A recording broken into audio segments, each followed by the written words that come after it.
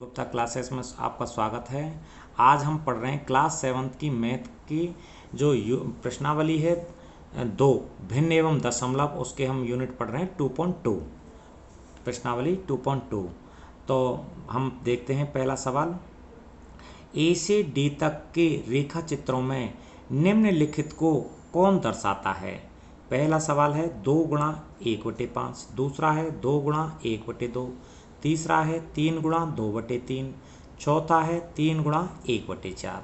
तो अब हम देखते हैं बच्चों कि ऐसे कौन से ये इसमें देखो आप ध्यान से, इसमें 3 डब्बे बने हुए हैं, इसमें 2 बने हुए हैं, इसमें 3 बने हुए हैं, इसमें ये बने हुए हैं 2।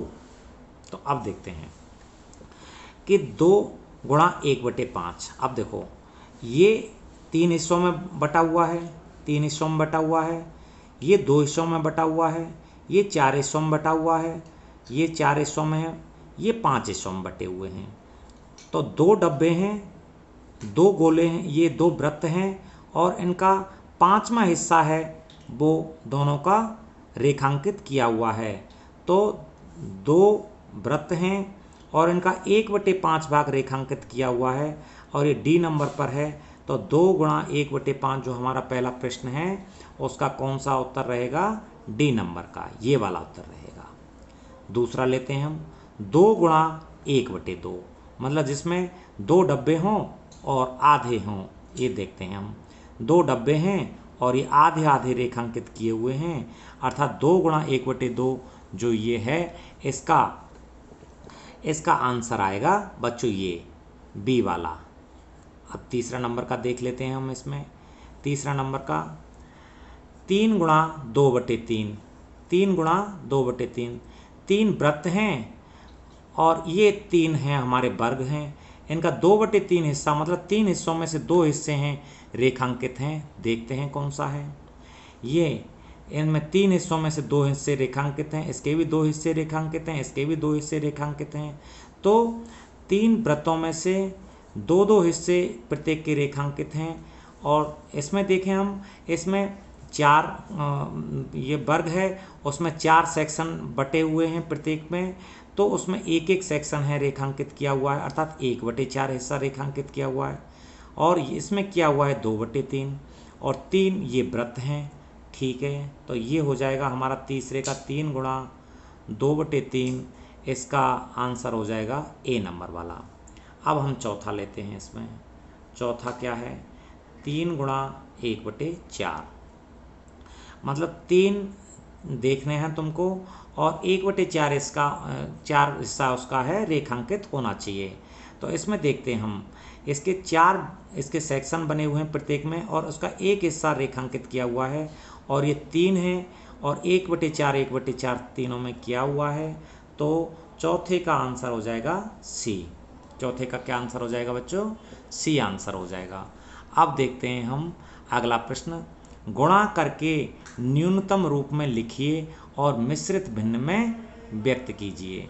गुणा करके न्यूनतम रूप में लिखिए और मिश्रित भिन्न में इसको बदलिए। ध्यान से देखो, 13 गुणा कर रखा है 1/3, तो 13 एकम 13, 13/3। अब मिश्र भिन्न में बदलना है तो इसमें भाग दे लो, आप ऐसे दे लो सिंपल, 3 चौका 12 बचा 1, अर्थात 4 सही 1/3। ये आ गया मिश्र भिन्न में, इसका आंसर आ गया। इसका देख लेते हैं बच्चों, 15 गुणा 3/5, इसको हम गुणा कर लेते हैं। 15 45/5, 15 45, 45/5। तो अब इसको 45 में भाग दे लो, 5 का परिणाम 45, बचा कुछ नहीं। तो इसका आंसर 9 आंसर आ जाएगा। इसका क्या आ जाएगा, 9 आंसर आ जाएगा, ये इसका आंसर कहलाएगा। अब अगला प्रश्न है, ज्ञात कीजिए 20 का 4/5। इसमें कुछ प्रश्न हैं मैंने छोड़ दिए हैं, इसमें थर्ड क्वेश्चन में भी प्रश्न मैंने छोड़ दिए हैं उनका एक बार अभ्यास करके देखना। अगर नहीं आता है तो आप मुझे कमेंट बॉक्स में बताना, मैं फिर आपको बताऊंगा। ज्ञात कीजिए, इसमें मैंने कुछ प्रश्न छोड़े हुए हैं। डी नंबर में से पहला प्रश्न है 20 का 4/5, ये ज्ञात करते हैं। 20 गुणा 4/5 ये करना है। 20 का 4/5 के लिए 20 गुणा 4/5। अब इसको या तो ऐसा करो, 5 से 20 को भाग दे दो 4 बार, 5 चौका 20, तो 4 चौका 16, ये इसका आंसर हो जाएगा। ये इसका आंसर हो जाएगा। सेकंड नंबर का ये प्रश्न देखते हैं। 35 का 4/5, तो 35 गुणा 4/5।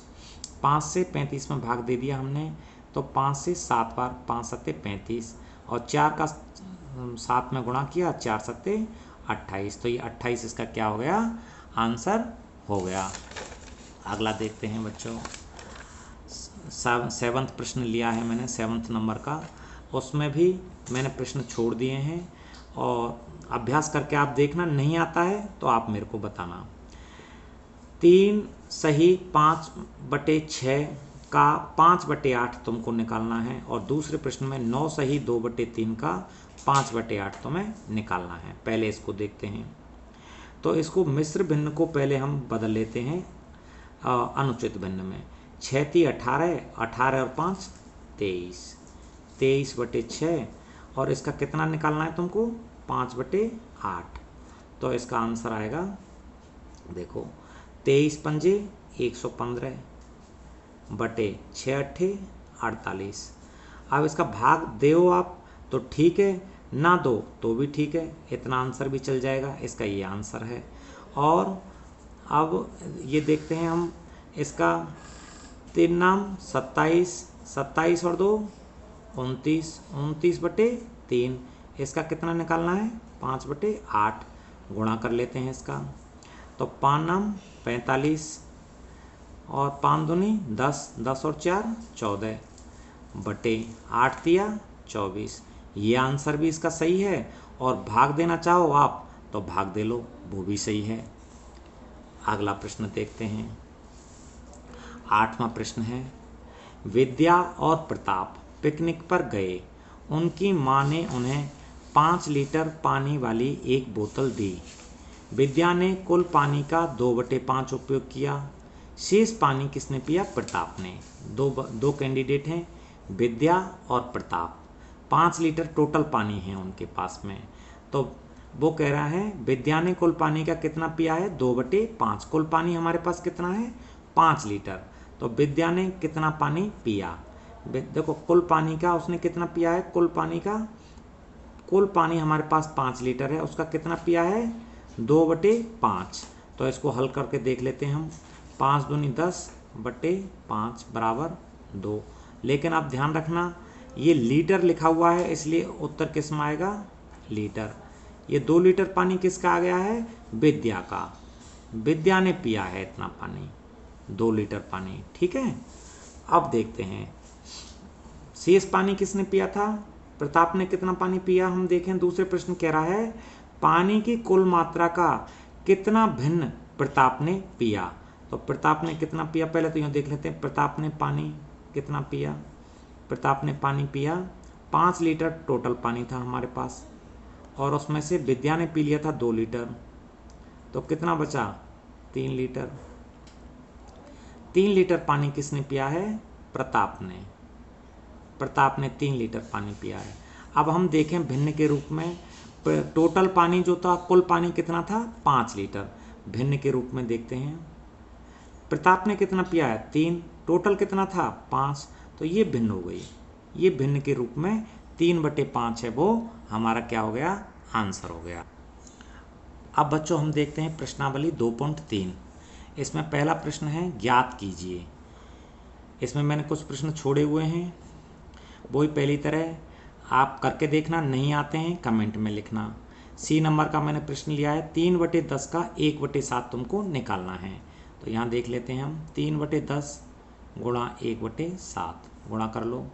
3/10 7 का गुणा किया 70, 3/70, ये इसका क्या हो जाएगा, आंसर हो जाएगा। चौथा सवाल मैंने दूसरे तीसरे छोड़ दिए हैं, और चौथे का मैंने लिया है दूसरा सवाल। करके देखना है बीच के सवालों को। इसमें निकालना है हमको कौन बड़ा है, 6/7 का 1/2 अथवा 3/7 का 2/3। निकाल के देख लेते हैं। 6/7 गुणा 1/2 ये कितना आता है, ये आ रहा है हमारे पास 6/14। ठीक है, और इसको भी निकाल के देख लेते हैं हम। ये 3/7 का 2/3, तो इसका गुणा करके देख लेते हैं। 3 दूनी 6 और 7 या 21। अब देखो ये संख्याएं हमारे पास आई हैं। अब देखो ऊपर का जो हर है, ऊपर का जो अंश है, दोनों में समान है, 6 और 6। भाग किसका लग रहा है, नीचे 14 का लग रहा है, इसमें लग रहा है 21 का।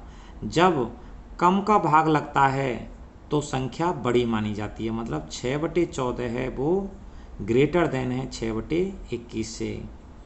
6/14 है वो ग्रेटर देन है 6/21 से, अर्थात 6/14 किसका हिस्सा था, 6/14 हिस्सा था इसका। 6/7 का 1/2 है, इज ग्रेटर देन है 3/7 का 2/3। ये आंसर आएगा इसका। 5वां प्रश्न देखते हैं। इसमें 5वां प्रश्न क्या कह रहा है हमसे।